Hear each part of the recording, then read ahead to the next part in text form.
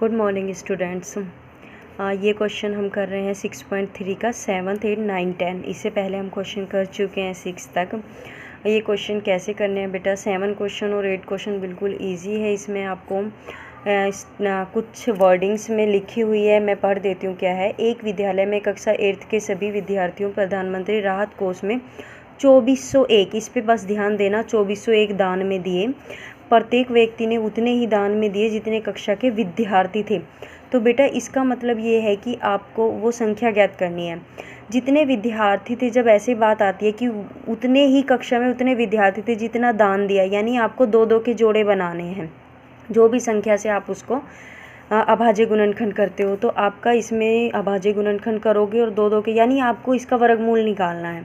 Same 8th question में भी आपको इसका वर्गमूल निकालना है। तो ये क्वेश्चन मैं आप पे छोड़ती हूँ, मैंने आपको 4th 5th में सिखाया हुआ है कैसे वर्गमूल निकालते हैं।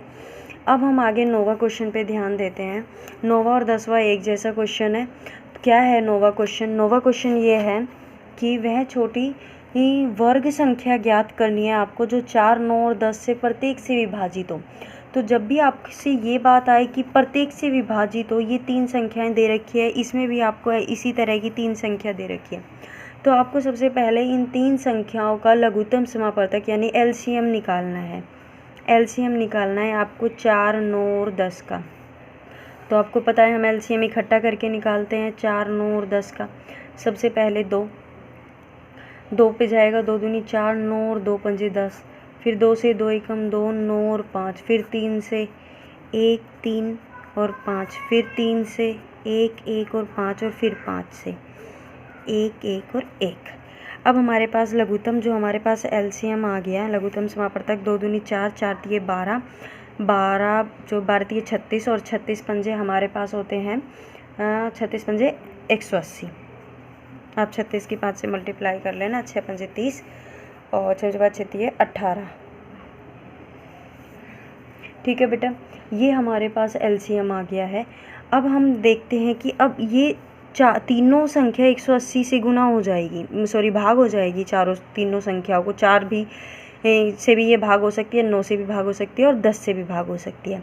अब बात ये आती है कि इस संख्या का वर्ग निकालना है, वर्ग बनाना है हमें कि कौन सी संख्या ऐसी है। अब क्योंकि इसका वर्ग तो वर्गमूल तो निकलेगा नहीं, तो हम क्या करेंगे, हमें वही ज्ञात करना है जैसे हमने 5वें क्वेश्चन में किया था कि हम जोड़े बनाएंगे। जिस संख्या में कमी आ रही होगी हम उस संख्या से इसको गुना कर देंगे जोड़े में। तो अब देखो 2, 2 नी 18, 0।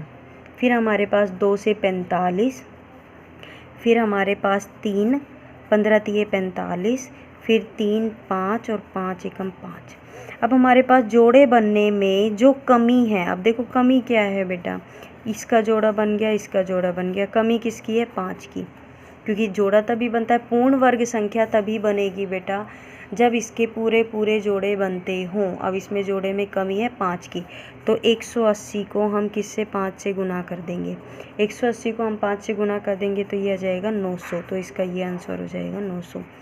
यानी वो इन तीनों से पूरी पूरी भाग भी होगी ये संख्या, सबसे छोटी संख्या भी है ये, जो इन तीनों को भाग करेगी, वो पूर्ण वर्ग भी है।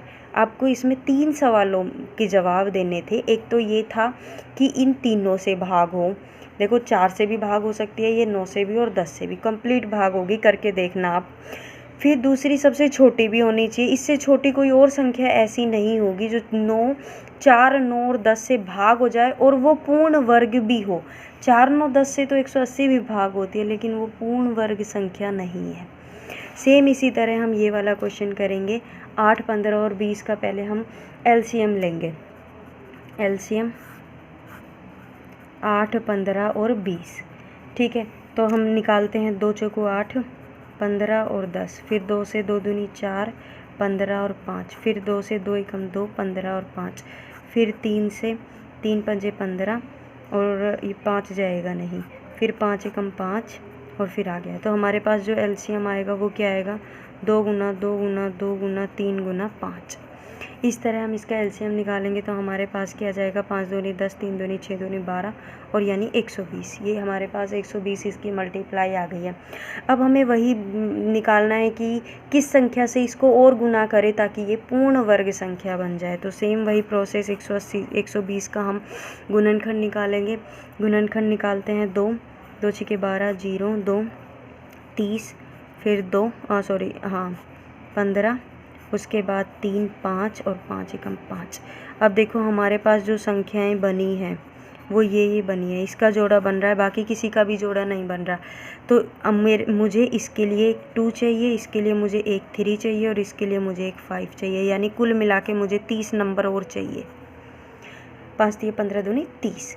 अगर मैं 120 को 30 से गुना करती हूँ यानी हमारे पास बन गया 3600, तब जाके ये संख्या पूर्ण वर्ग बनेगी, क्योंकि सभी जोड़े 2-2 बार बनेंगे।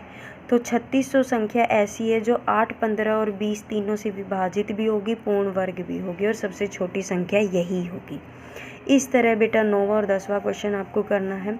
बाकी क्वेश्चंस आपको ये कंप्लीट एक्सरसाइज इसके साथ हो जाती है 6.3। आपको अच्छे से प्रैक्टिस करनी है। कुछ ना समझ में आए तो आप मुझे पूछ सकते हो। Thank you.